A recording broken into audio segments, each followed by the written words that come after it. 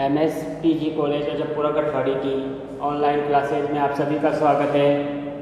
मैं मोहसिन खान आप सभी के सामने इतिहास विषय लेकर आया हूँ। आज हम BA थर्ड ईयर का जो पहला प्रश्न पत्र है आधुनिक भारत का इतिहास, उसके ऊपर चर्चा करेंगे और उसके एक अहम टॉपिक 1857 की क्रांति, जिसमें मैंने पिछले वीडियो में आपको 1857 की क्रांति के कारण और उस समय जो प्रमुख घटनाएं घटित हुई थी क्रांति की, उसके ऊपर हमने चर्चा की थी। आज एक कदम आगे बढ़ते हुए हम उसके नेचर एंड कैरेक्टर अर्थात 1857 की क्रांति के स्वरूप और उसके परिणाम एवं महत्व के बारे में चर्चा करेंगे। तो सबसे पहले हम 1857 की जो क्रांति हुई उसका स्वरूप क्या था, उसका नेचर क्या था, उसका कैरेक्टर क्या था, जो काफ़ी विवादित भी रहा, काफ़ी मतभेद वाला टॉपिक रहा है, उसके ऊपर हम चर्चा करेंगे।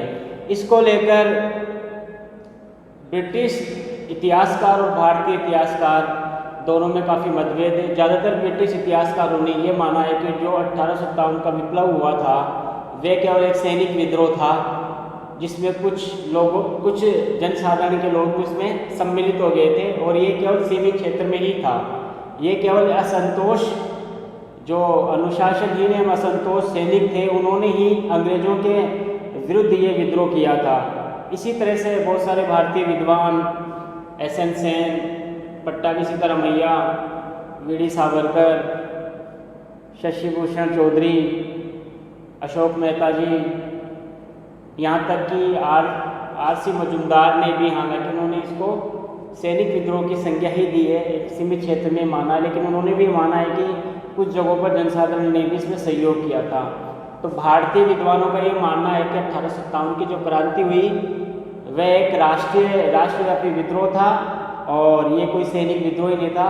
अंग्रेजों के प्रति जनसाधारण में जो रोष था, उन्होंने 1857 की क्रांति करके उस रोष को अंग्रेजों के खिलाफ अपना गुस्सा उतारा था। तो आइए हम कुछ टॉपिक्स को उठाकर उसके ऊपर चर्चा करते हैं। क्या ये सैनिक विद्रोह था या एक राष्ट्रीय आंदोलन था, इस पर हम चर्चा करते हैं। तो सबसे पहले बात करते हैं 1857 की क्रांति एक सैनिक विद्रोह के रूप में।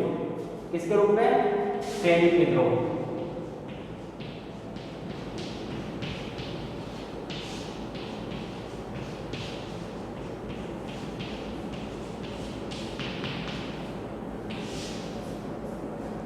जैसा कि मैंने आपको बताया कि ज़्यादातर जो अंग्रेज इतिहासकार हैं उन्होंने इसको सैनिक विद्रोह की ही संज्ञा दी है। इस मत को प्रचारित करने वाले में दो प्रमुख विद्वान सर जॉन सीले और sir Henry Lawrence. Sir John Seeley और सर जॉन लॉरेंस ये दो प्रमुख ब्रिटिश इतिहासकार हैं जिन्होंने ये माना है कि 1857 की क्रांति कोई राष्ट्रीय आंदोलन नहीं था या राष्ट्रव्यापी आंदोलन नहीं था, ये केवल एक असंतोष सैनिकों का विद्रोह था अंग्रेजों की सैनिक नीतियों के विरुद्ध। सर जॉन लॉरेंस ने तो ये कहा है कि चर्बी वाले जो कारतूसों की घटना हुई, उसी घटना के परिणाम स्वरूप भारतीय सैनिकों ने उनके प्रति विद्रोह किया। इसी तरह से अन्य विद्वानों में P. Roberts, V.A. स्मिथ जैसे विद्वानों का भी मानना है कि ये केवल सैनिक विद्रोह ही था। V.A. स्मिथ ने लिखा है कि ये एक शुद्ध रूप से सैनिक विद्रोह था जो संयुक्त रूप से भारतीय सैनिकों की अनुशासनहीनता और अंग्रेज सैनिकों के मूर्खता का परिणाम था। यानी कि एक सैनिक विद्रोह था जो शुद्ध रूप से भारतीय सैनिकों की अनुशासनहीनता और अंग्रेज सैनिकों की मूर्खता को दर्शाता है। तो ज़्यादातर जो अंग्रेज इतिहासकार हुए हैं, चाहे वो तत्कालीन समय के बाद के समय के, उन्होंने यही माना है कि जो 1857 की क्रांति है वह एक सैनिक विद्रोह ही था और सैनिक विद्रोहों के रूप में ही उत्तरी भारत के क्षेत्रों को काफ़ी प्रभावित किया था। परंतु हम देखते हैं कि जब बाद में इस पर रिसर्च किया गया, विशेषकर जब 1957 ईस्वी में आज़ाद भारत में जब 1957 ईस्वी में 100वीं वर्षगांठ, यानी कि 1857 की क्रांति को 1957 में 100 वर्ष पूरे हो चुके थे, तो तत्कालीन भारतीय सरकार ने इसकी वर्षगांठ 100 शताब्दी वर्षगांठ मनाई और साथ में रिसर्च शोध के लिए भी अपने जो तत्कालीन इतिहासकार हैं उनसे उनको इस घटना पर शोध करने के लिए भी कहा गया और बहुत सारे विद्वानों ने इस पर शोध भी किया है, जिनमें सत्येंद्रनाथ सेन का प्रमुख नाम आता है। सत्येंद्रनाथ सेन और डॉक्टर आर.सी. मजूमदार, इन दोनों विद्वानों ने आज़ादी के बाद 1857 की क्रांति के ऊपर काफ़ी कुछ लिखा है। दोनों विद्वान ये तो मानते हैं कि ये विद्रोह सैनिक विद्रोह के रूप में शुरू हुआ था, लेकिन सत्येंद्रनाथ सेन, एस.एन. सेन जो है वह एक कदम आगे बढ़कर ये कहते हैं कि जो 1857 की क्रांति है ये सही है कि सैनिक विद्रोह के रूप में एक सीमित क्षेत्र से उठा, लेकिन धीरे धीरे इसने उत्तर भारत के जनसाधारण को भी प्रभावित करके अपनी ओर ले लिया, तो इसे हम एक राष्ट्रीय स्तर का विद्रोह कह सकते हैं। लेकिन आर.सी. मजूमदार जैसे लेखकों का मानना है कि केवल ये सैनिक विद्रोह था, इसमें राष्ट्रीय विद्रोह जैसी इसका कोई भी चरित्र राष्ट्रीय विद्रोह जैसा नहीं था। सत्येंद्रनाथ सेन ने अपनी पुस्तक 1857 में लिखा है कि आंदोलन एक सैनिक विद्रोह की भांति आरंभ हुआ था, किंतु केवल सेना तक ही ये सीमित नहीं था। इसी तरह से शशि भूषण चौधरी, एस.बी. चौधरी ने भी लिखा है कि इसे सामान्य जनता का विद्रोह कहा जा सकता है। शशि भूषण चौधरी जो प्रसिद्ध इतिहासकार रहे हुए हैं, उन्होंने भी ये माना है कि इसको एक राष्ट्रव्यापी विद्रोह कहा जा सकता है। इसी तरह से अशोक मेहता जी और जो ब्रिटेन के रूढ़िवादी दल के जो एक सांसद थे बेंजामिन डिज़राइल, उसने भी ये माना है कि ये राष्ट्रीय विद्रोह था। तो हम कह सकते हैं कि केवल ये सैनिक विद्रोह की संज्ञा जो ब्रिटिश इतिहासकारों ने दी है वो पूरी तरह से सत्य भी नहीं है। हाँ, ये बात जरूर सत्य है कि जो विद्रोह की शुरुआत हुई वह सैनिक विप्लव के रूप में शुरू हुई थी, लेकिन धीरे धीरे उन्होंने जनसाधारण को भी अपने आगोश में ले लिया था। तो ये कहना कि केवल ये सैनिक विद्रोह था, ये पूरी तरह से सत्य नहीं है। तो आइए हम अगला जो बिंदु है उस पर चर्चा करते हैं, मुस्लिम सत्ता की पुनर्स्थापना के लिए विद्रोह। मुस्लिम सत्ता की पुनर्स्थापना के लिए विद्रोह।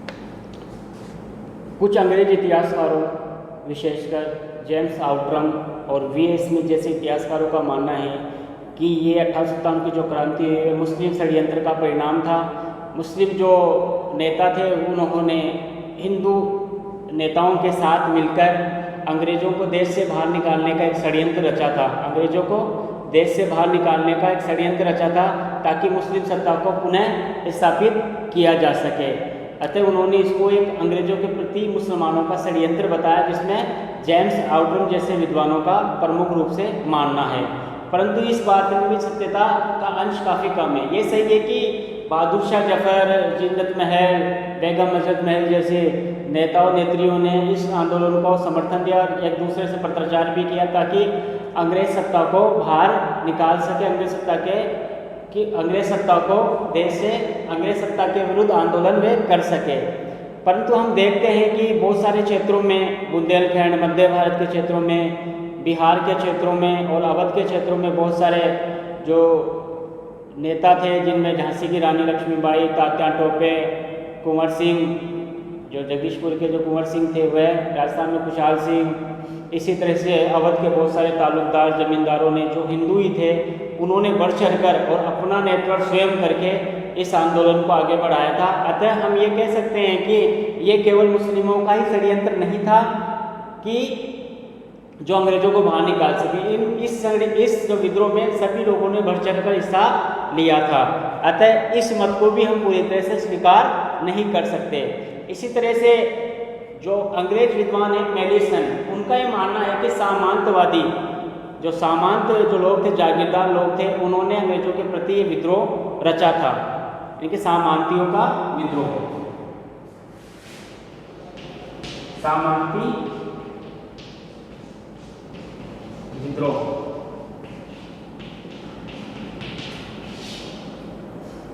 जैसा कि मैंने आपको बताया कि अंग्रेज विद्वान मेलिसन का ये मानना था कि अंग्रेजों के विरुद्ध 1857 का जो विप्लव हुआ था वह जागीरदारों के षड्यंत्र का परिणाम था।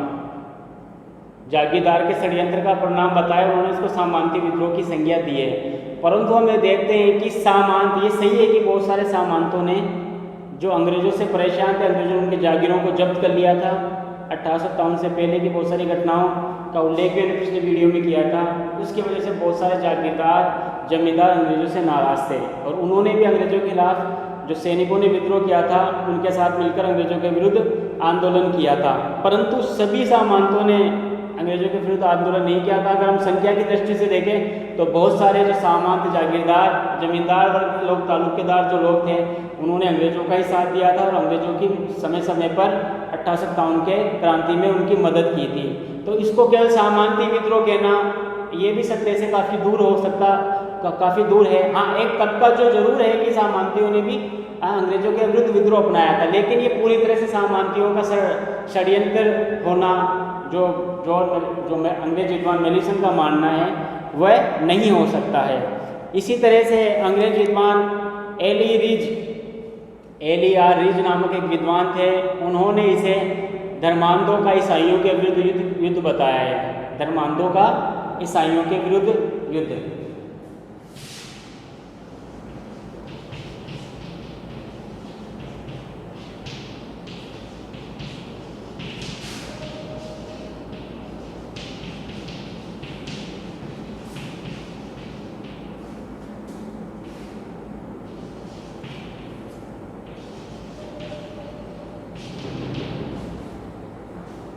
एक अंग्रेज विद्वान थे एली आर रिज, उनका ये मानना है कि भारतीय जो धर्मांध लोग थे उन्होंने ईसाइयत को देश से बाहर निकालने के लिए सारा षड्यंत्र रचा। हालांकि ये सही हो सकता है कि बहुत सारे लोग जो ईसाई मिशनरियों के द्वारा जो भारत में धर्म प्रचार कर रहे थे, जो हिंदू और मुस्लिम के जो अवतार, जो पैगंबर थे, उनको काफ़ी भला बुरा भी कहते थे, वो उनसे नाराज़ थे। लेकिन ये कहना कि केवल ये एक धर्मांध यानी कि कट्टर लोगों के द्वारा ईसाइयों को देश से बाहर निकालने का एक षड्यंत्र था, वो पूरी तरह सत्य नहीं है। जैसे कि हम देखते हैं भारतीय समाज काफ़ी उदारवादी विचारों से युक्त था और वह धर्म के आधार पर केवल ईसाइयों को देश से बाहर करते, ये बात में ज़्यादा दम नहीं लगता है। कहने का मतलब ये है कि जो विद्रोह 1857 की क्रांति हुई वे पूरी तरह से अपने अलग अलग क्षेत्रों में अलग अलग लोगों के द्वारा एक किया गया काम था। ये केवल धर्म के आधार पर ही नहीं किया गया था, बल्कि सामाजिक, आर्थिक, राजनीतिक, प्रशासनिक बहुत सारे ऐसे कारण थे जिन्होंने भारतीय लोगों को इस विद्रोह को करने का उनको साहस दिया। जिन परेशानियों से वे गुजर रहे थे, इसकी वजह से उनमें अंग्रेजों के प्रति काफ़ी रोष था। इसी तरह से हम आइए अंतिम पॉइंट पर बात करते हैं, प्रथम स्वतंत्रता संग्राम। प्रथम स्वतंत्रता संग्राम।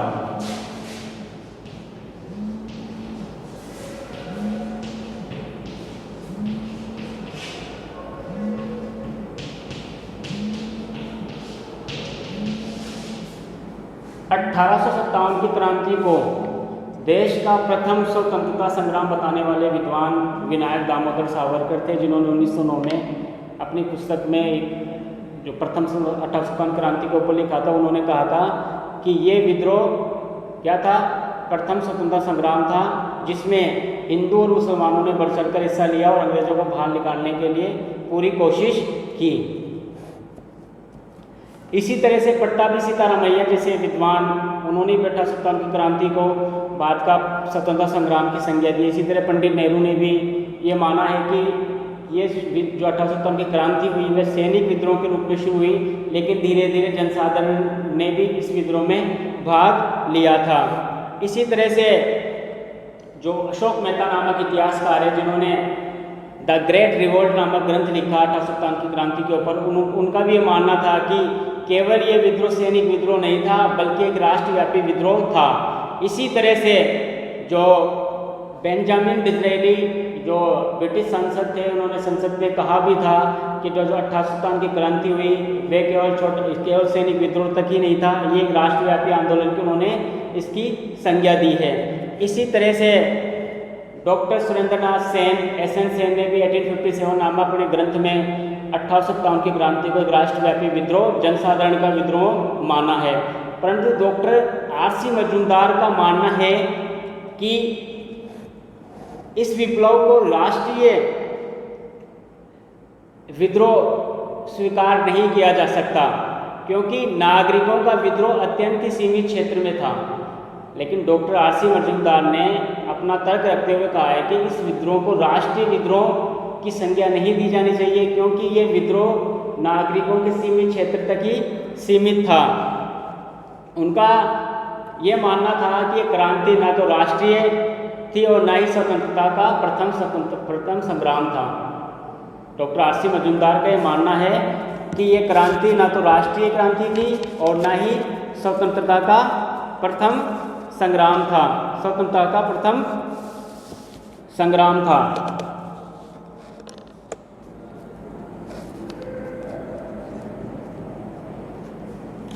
इस तरह से भारत के प्रथम स्वतंत्रता संग्राम को लेकर इतिहासकारों में काफ़ी मतभेद है, लेकिन हम इसकी जो समीक्षा करते हैं तो ये पाते हैं कि हम किसी भी विद्रोह को या क्रांति को सीमित क्षेत्र में नहीं दे सकते। ये सही बात है कि जो 1857 की क्रांति शुरू हुई वे सैनिक विद्रोह के रूप में से विभिन्न क्षेत्रों में सैनिक विद्रोह हुआ, जिसमें तात्कालिक कारण चर्बी वाले कारतूस थे। लेकिन उससे पहले भी बहुत सारी समस्याएं भारत के ऊपर अंग्रेजों ने डाल रखी थी, जिसकी वजह से जनसाधारण में भी काफ़ी रोष था, चाहे वो जमींदार वर्ग हो, जागीरदार वर्ग हो, कृषक वर्ग हो या आम जनसाधारण जो अपना कुटीर उद्योग का काम करता हो, वो भी अंग्रेजों की नीतियों से परेशान था। अतः जब सैनिकों ने विद्रोह शुरू किया तो बहुत सारे लोगों ने उनका साथ दिया। ये बात सही है कि पंजाब, बंगाल और दक्षिण भारत के बहुत सारे क्षेत्र शांत रहे, लेकिन हम विश्व की अन्य क्रांतियों से इसका संबंध स्थापित करते हैं तो हम देखते हैं कि जैसे कि फॉर एग्जांपल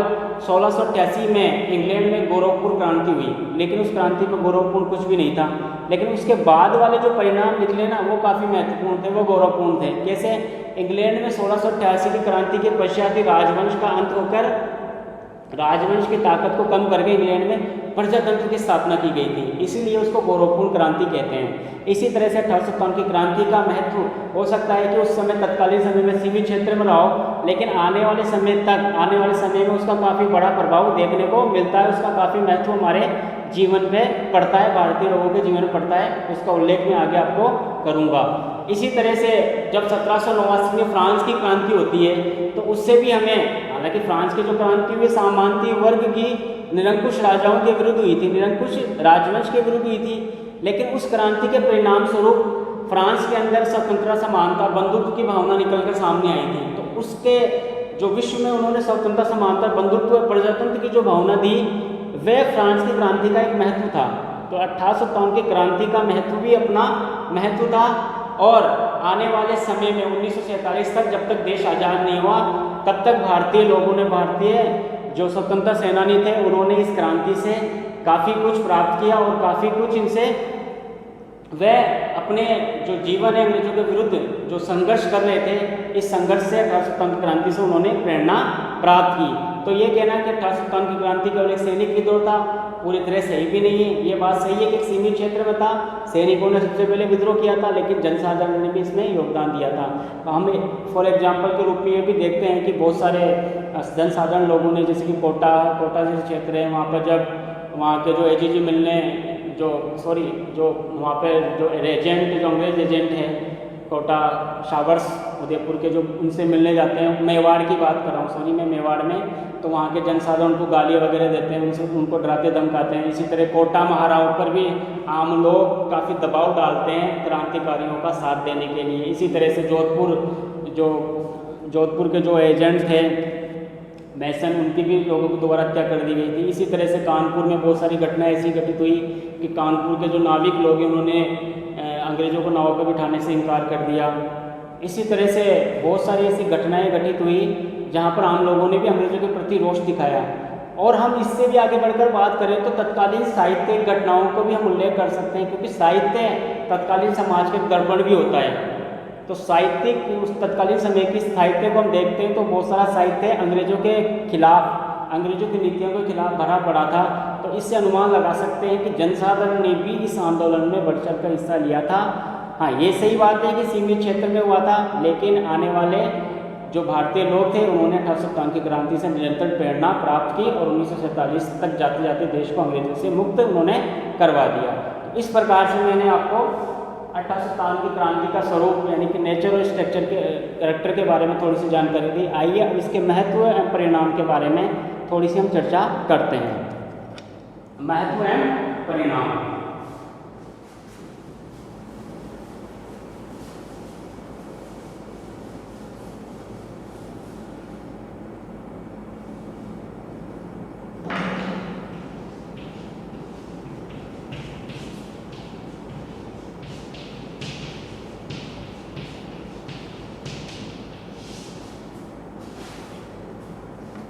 1857 की क्रांति का भारतीय जीवन पर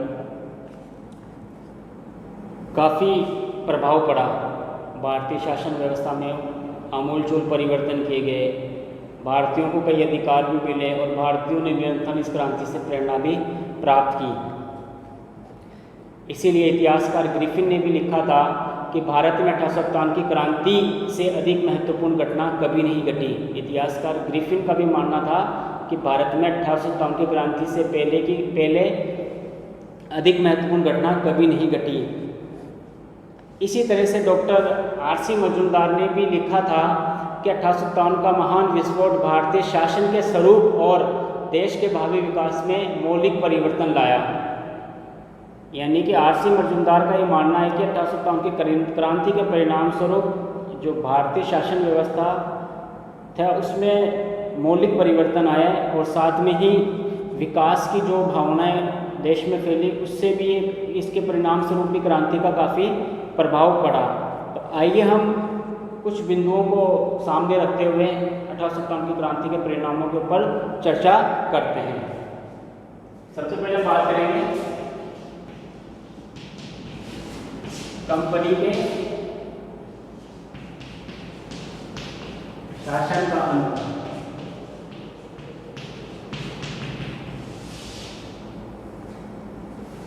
सन 1600 ईस्वी में ईस्ट इंडिया कंपनी ने जो ईस्ट इंडिया कंपनी बनी थी उन्होंने भारत पर आकर एक व्यापारिक कंपनी के रूप में भारत में व्यापार शुरू किया था और धीरे धीरे उन्होंने राजनीतिक गतिविधियों में भाग लेते हुए षड्यंत्र रचते हुए देशी राज्य रजवाड़ों को परास्त करते हुए संपूर्ण भारत पर एकाधिकार कर लिया। लगभग बहुत सारे क्षेत्रों को उन्होंने अधिकार कर लिया।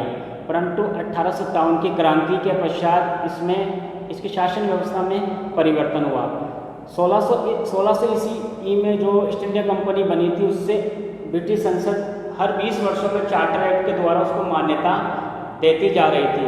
परंतु 2 अगस्त 1858 को ब्रिटिश संसद ने एक अधिनियम पारित किया और कंपनी के शासन को भारत में समाप्त कर दिया। कंपनी के शासन को 2 अगस्त 1858 में एक एक्ट पारित किया गया जिसके द्वारा क्या किया गया, कंपनी के शासन को भारत में समाप्त कर दिया गया। उसके स्थान पर अब एक भारतीय सचिव एवं उसकी सहायता के लिए 15 सदस्यीय काउंसिल का गठन किया गया। एक भारतीय सचिव एवं उसकी सहायता के लिए 15 सदस्यीय काउंसिल का गठन किया गया। इससे पहले जो 2 प्रमुख संगठन थे इंग्लैंड में जो ईस्ट इंडिया कंपनी के द्वारा भारत में शासन करते थे, बोर्ड ऑफ कंट्रोल और court of directors. Board of control और कोर्ट ऑफ डायरेक्टर्स, इन दोनों संगठनों को भी कंपनी के साथ ही समाप्त कर दिया गया। इनके स्थान पर एक सचिव और 15 सदस्यीय इंडिया काउंसिल का निर्माण किया गया। इसके साथ ही जो भारत में गवर्नर जनरल था उसको भारत का संपूर्ण ब्रिटिश भारत का गवर्नर जनरल स्वीकार कर लिया गया और देशी रियासतों के साथ संबंध स्थापित करते समय वे वायसराय कहलाया। जब भारत का गवर्नर जनरल देशी रियासतों से संपर्क रखता था ना, उससे संबंध स्थापित करता था, तो वह क्या कहलाता था, वायसराय कहलाता था। क्या कहलाता था, वायसराय कहलाता था। इस प्रकार से ईस्ट इंडिया कंपनी समाप्त हुई और ब्रिटिश संसद ने एक एक्ट पारित करके ब्रिटिश ताज को भारत का अधिग्रहण दे दिया। यानी कि सारा काम किसके द्वारा होता था, ब्रिटिश ताज, ब्रिटिश सम्राट के नाम से अब भारत में शासन स्थापित हो गया। भारत में क्या हो गया, शासन स्थापित हो गया। इस प्रकार से 1857 की क्रांति का सबसे महत्वपूर्ण परिणाम क्या निकला, ईस्ट इंडिया कंपनी की समाप्ति और सीधा ब्रिटिश संसद ने इसको अपने नियंत्रण में ले लिया। दूसरी घटना, जो दूसरा काम हुआ वह था महारानी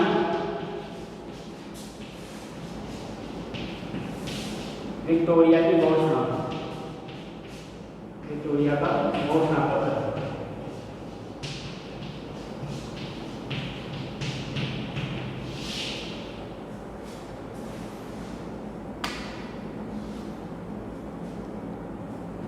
चूँकि 1857 क्रांति से अंग्रेज़ों को काफ़ी क्षति उठानी पड़ी थी और अंग्रेज एक समय तो काफ़ी हिल चुके थे, तत्कालीन गवर्नर जनरल लॉर्ड कैनिंग को 1857 की क्रांति में जब वे भारत के गवर्नर जनरल थे तो उनको लगने लगा था कि अब एक भारत से ईस्ट इंडिया कंपनी का शासन जाने ही वाला था। लेकिन जैसे जैसे देसी रियासतों के साथ मिलकर उन्होंने इस विद्रोह को दबा दिया।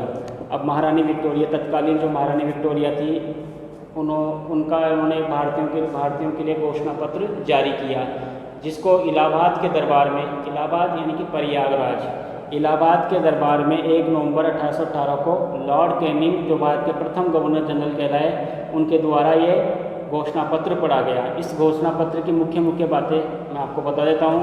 इसमें पहली बात ये थी कि भविष्य में ब्रिटिश साम्राज्य का भारत में विस्तार नहीं किया जाएगा। अब उसकी विस्तारवादी नीति का समाप्त कर दी। सभी राज्यों के प्रति जो स्वतंत्र राज्य हैं, देशी रियासत है, उनसे अच्छा व्यवहार रखा जाएगा। इसी तरह से जो देशी नरेश और नवाबों के साथ जो ईस्ट इंडिया कंपनी ने समझौता किया था, उसका पालन किया जाएगा। ब्रिटिश सरकार के द्वारा भी उस समझौते का पालन किया जाएगा और ब्रिटिश सरकार देशी नरेशों और नवाबों का आदर करेगी, यानी कि उनको परेशान नहीं करेगी, उनके राज्यों को हड़पेगी नहीं। इसी तरह से धार्मिक सहिष्णुता एवं स्वतंत्रता की नीति का पालन किया जाएगा। तीसरी बात करके धार्मिक स्वतंत्रता एवं सहिष्णुता की नीति का पालन किया जाएगा। धार्मिक सहिष्णुता एवं स्वतंत्रता की नीति का पालन किया जाएगा। चौथा, प्राचीन रीति रिवाजों, संपत्ति आदि का संरक्षण किया जाएगा तथा कानून का संरक्षण प्राप्त होगा। प्राचीन रीति रिवाजों, संपत्ति आदि का संरक्षण किया जाएगा तथा कानून के संरक्षण में सभी का पालन किया जाएगा। पांचवा, बिना पक्षपात के शिक्षा, सचरित्रता, सरकारी नौकरियों में योग्यता अनुसार भारतीय लोगों को काम दिया जाएगा। बिना पक्षपात के शिक्षा, सचरित्रता और सरकारी नौकरियां भारतीय लोगों को बिना भेदभाव के प्रदान की जाएगी। इसी तरह से छठा, उन सभी क्रांतिकारियों को माफ़ कर दिया जाएगा जिन्होंने किसी अंग्रेज की हत्या नहीं की होगी, यानी कि उन सभी क्रांतिकारियों को माफ़ कर दिया जाएगा जिन किसी ने भी किसी अंग्रेज अधिकारी की हत्या न की होगी। इस प्रकार से महारानी विक्टोरिया के घोषणा पत्र को भारत का स्वतंत्रता का मैग्ना कार्टा भी बताया जाता है। इस घोषणा पत्र के माध्यम से अब ब्रिटिशों ने देशी रियासतों, नरेशों, नवाबों के साथ एक सही नीति का, एक इनके साथ मेल भाव की नीति का पालन किया। अब उनके राज्यों को हड़पने की नीति को त्याग दिया गया। उनकी सनदें, उनके गोद लेने के अधिकार को उन्होंने दे दिया। अब वे व्यक्ति बिना रोक टोक के गोद भी ले सकते हैं, सनदें भी प्राप्त कर सकते हैं। इस प्रकार से महारानी विक्टोरिया की घोषणा पत्र के द्वारा ये बातें की गई। हालांकि ये केवल एक घोषणा पत्र था, इसको लागू, उसके कुछ बिंदुओं को कभी नहीं किया गया, जैसे शिक्षा के क्षेत्र हुआ, ये सरकारी नौकरियां हुई। सरकारी नौकरियों में बाद तक भी भेदभाव की नीति अंग्रेजों के द्वारा चलती रही और भारतीयों को ऊंचे पदों में ना तो नौकरियां दी गई, ना उनको पदोन्नति दी जाती थी। इस प्रकार से भेदभाव की नीति चलती रही। इसी तरह से आगे हम बात करते हैं सेना का पुनर्गठन।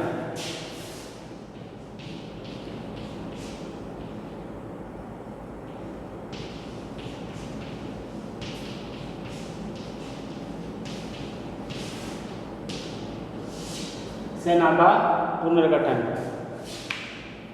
जैसा कि हमें मालूम है कि 1857 क्रांति की शुरुआत एक सैनिक विद्रोह के रूप में हुई थी। अतः ब्रिटिश साम्राज्य को भी समझ में आ गया था कि जो भारतीय सैनिक हैं उनको कैसे नियंत्रण किया जाए, क्योंकि जब आंदोलन हुआ था उस समय लगभग 2,38,000 के लगभग भारतीय सैनिक थे। उनकी संख्या लगभग आधी कर दी गई और जो ब्रिटिश सैनिक लगभग 45,000 कुछ थे, उनको बढ़ा दिया गया। लगभग 92,000 के लगभग उनको सैनिक, उन्होंने अंग्रेजों के अंग्रेज सैनिक रखे, उनकी संख्या लगभग दुगुनी कर दी गई। इसी तरह से जो तोपखाना था उनको यूरोपीय सैनिकों के पास ही रखा गया।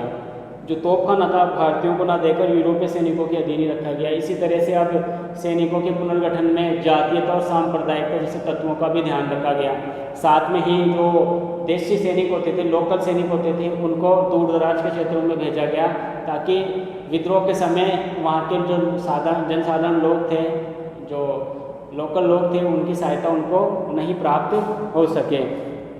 इसी तरह से उन्होंने भारतीय खर्चे पे ही लगभग 16,500 की रिजर्व सेना इंग्लैंड में रखना स्वीकार किया था ताकि भारत में होने वाले विद्रोह को वे आसानी से दबा सके। इस प्रकार से सेना का पुनर्गठन किया गया, उसमें अमूलचूल उनके द्वारा परिवर्तन किया गया। इसी तरह हम बात करते हैं सांप्रदायिकता एवं गणना की नीति। सांप्रदायिकता एवं गणना की नीति। अब अंग्रेजों को ये बात समझ में आ चुकी थी कि 1857 की जो क्रांति फैली भारत में और काफ़ी हद तक सफल भी रहे थे, हालांकि अंतिम रूप से वे परास्त भी हो चुके थे, लेकिन उनको एक चीज़ समझ में आई कि हिंदू और जो मुस्लिम थे दोनों ने एक दूसरे के कंधे से कंधा मिलाकर अंग्रेजों की नाक में दम कर दिया था।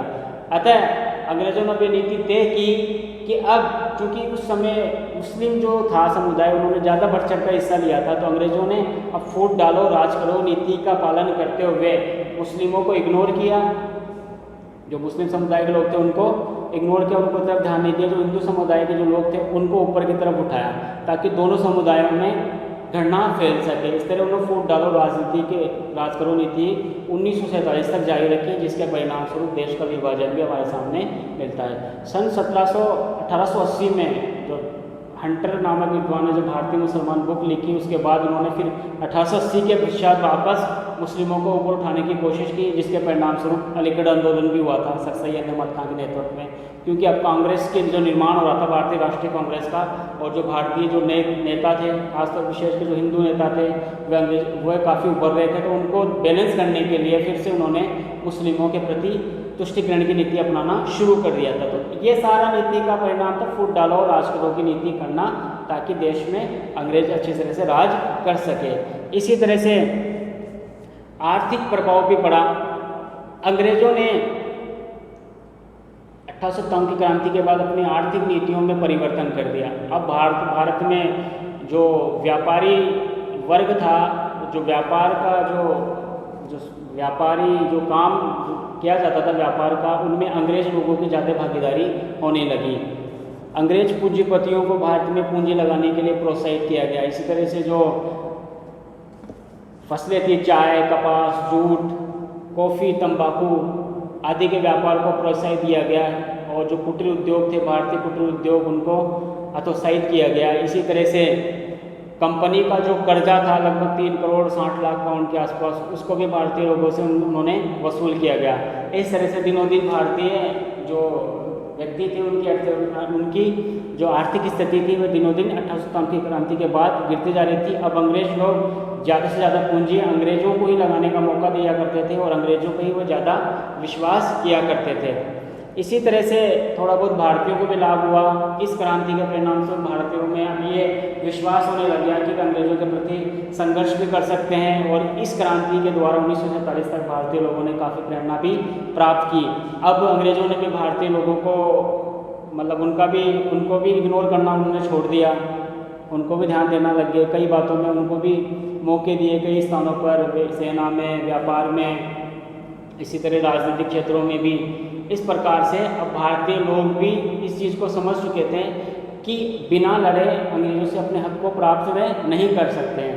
अतः भारतीयों को भी इस क्रांति से काफ़ी लाभ पहुंचा। इस प्रकार से हम देखते हैं कि 1857 की क्रांति किस प्रकार से भारत में घटित हुई, इसके क्या परिणाम लिख लें, इसकी क्या सफलताएँ रही, इसका क्या स्वरूप था, उसके ऊपर हमने चर्चा की। आज के लिए इतना ही, धन्यवाद। अगली क्लास में फिर मुलाकात होगी।